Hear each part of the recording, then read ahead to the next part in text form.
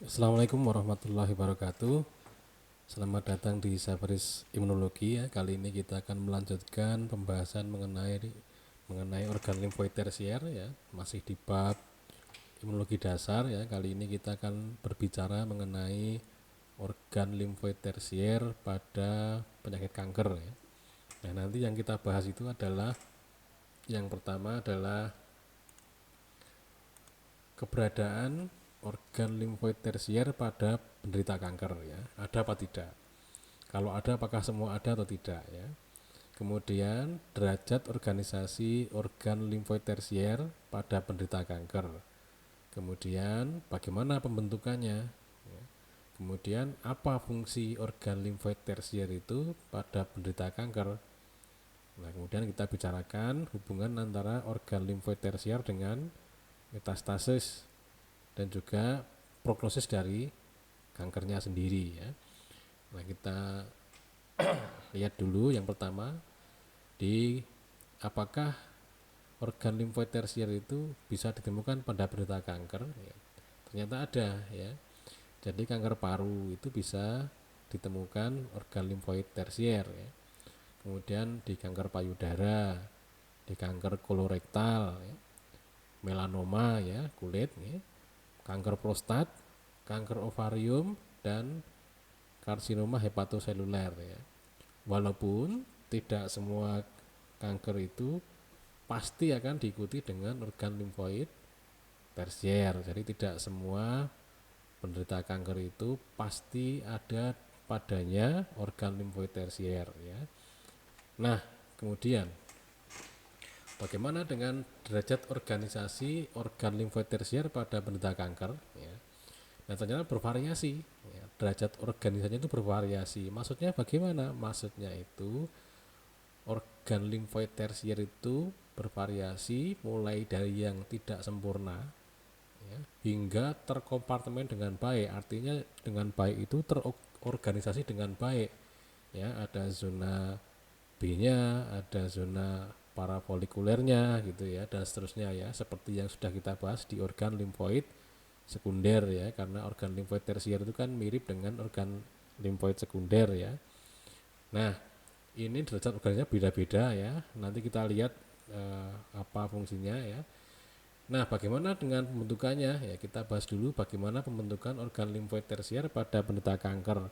Ini sebenarnya sama saja ya, sama saja dengan yang kemarin-kemarin ya, dengan pembentukan organ limfoid tersier pada penyakit autoimun, pembentukan organ limfoid tersier pada transplantasi ya, pada inflamasi yang lain itu sama saja sebenarnya ya.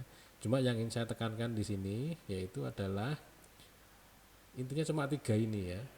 Ada inisiasi atau hal yang mengawali pembentukan organ limfoid tersier ya. Kemudian setelah ada inisiasi kan ada sebukan atau infiltrasi sel-sel yang diperlukan untuk pembuatan organ limfoid tersier pada jaringan yang akan dibentuk di sana organ limfoid tersier ya.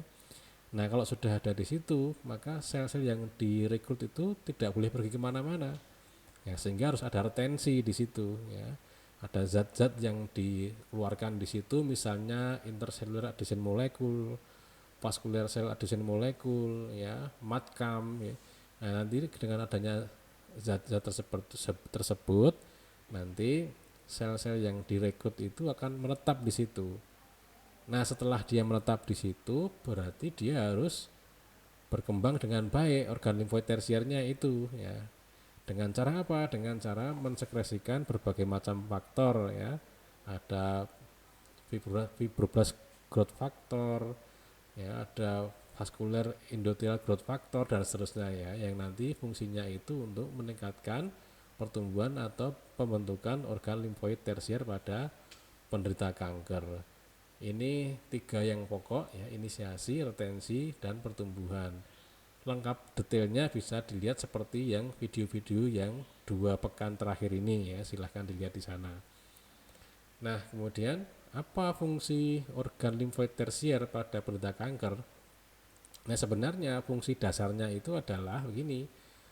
Organ limfoid tersier itu kan merupakan tempat aktivasi sel T ya. Nah, organ limfoid tersier itu juga merupakan tempat aktivasi sel B. Kenapa? Karena sel T nanti kan dia dipakai untuk mengaktifkan sel B ya, membantu aktivasi sel B ya. Nah, sehingga secara fungsi dasarnya berarti organ limfoid tersier itu merupakan respon untuk eradikasi tumor. Jadi pembentukan organ limfoid tersier itu fungsi utamanya sebenarnya fungsi dasarnya itu untuk menghilangkan tumor ya. Tetapi memang bisa saja terjadi perubahan fungsi ya.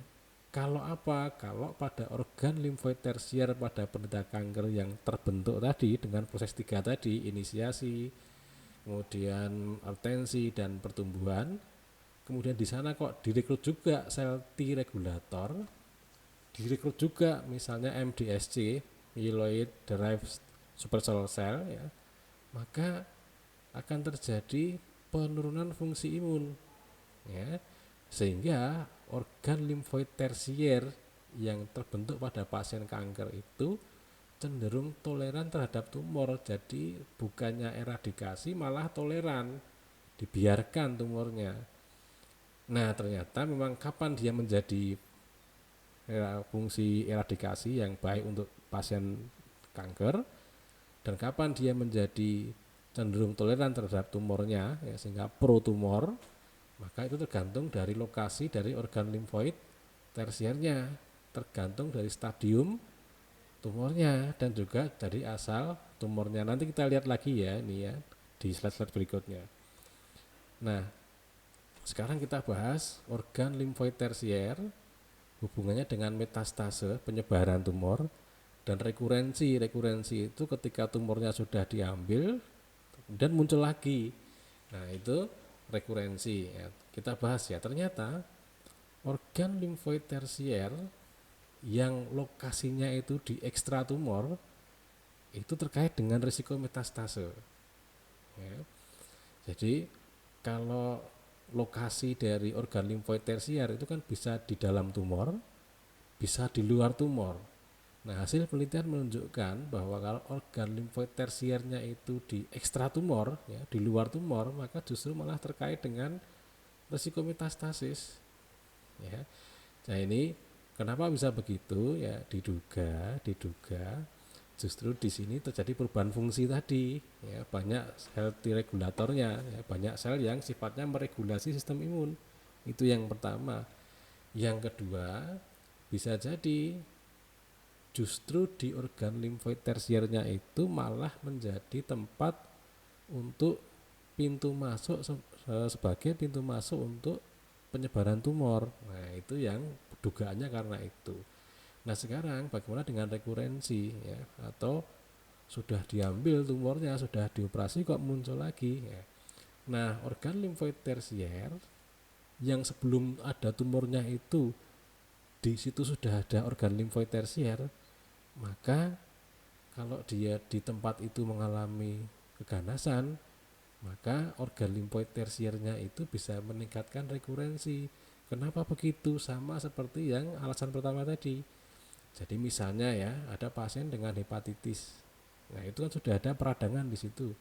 Inflamasinya kan kronis. Nah, kalau dia inflamasinya kronis, bisa muncul organ limfoid tersier. Nah, kalau ingin lihat organ limfoid tersier apa yang ada di hepar itu, ya di organ hati itu bisa lihat di video-video sebelumnya, ya misalnya tentang PALT ya. Nah, kalau nanti ternyata di situ sudah terbentuk organ limfoid tersier, kemudian pasien yang mengalami hepatitis tadi menjadi berkembang menjadi hepatoselular karsinoma, ya, kanker sel hati, ya, maka justru sel kankernya itu bisa masuk di organ limfoid tersier tadi seperti yang pertama tadi. Nah, itulah kenapa ketika dia diambil, justru dia ini malah tidak bisa diambil karena kan pertama lokasinya di luar tumor, yang kedua dia sudah ada di organ limfoid tersier, sel kankernya itu, jadi dia lebih mudah untuk mengalami rekurensi ya. Kemudian kita lanjutkan, bagaimana dengan prognosis kankernya?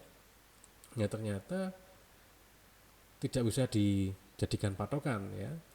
Nah kalau sel organ limfoid tersiernya itu dia bersifat antitumor, ya maka prognosisnya baik. Kapan dia bersifat antitumor? Ya kalau dia terbentuk dengan baik, ya, terorganisir dengan baik. Yang kedua, kalau dia lokasinya di dalam tumor, ya. Nah itu pada umumnya bersifat antitumor. Tapi kalau dia tidak seperti ini, seperti yang dua tadi, ya justru dia akan bersifat imunosupresi, ya, sehingga malah cenderung untuk menimbulkan mempercepatnya kanker itu memburuk ya, progresinya semakin berat ya. Jadi tidak bisa kalau ada OLT pasti kankernya berat, atau sebaliknya kalau ada OLT pasti kankernya ringan ya, belum tentu, tergantung di mana dia, ke arah sini ataukah ke arah sini itu ya. Nah ini ya referensi yang saya gunakan, boleh dilihat kalau ingin dipelajari lebih lanjut ya. Saya kira demikian dulu ya. Jangan lupa komen, like, subscribe ya. Dan kalau subscribe jangan lupa bunyikan loncengnya ya, serta nanti bagikan video kepada yang lain ya, agar manfaatnya bisa lebih luas ya. Saya kira demikian dulu. Assalamualaikum warahmatullahi wabarakatuh.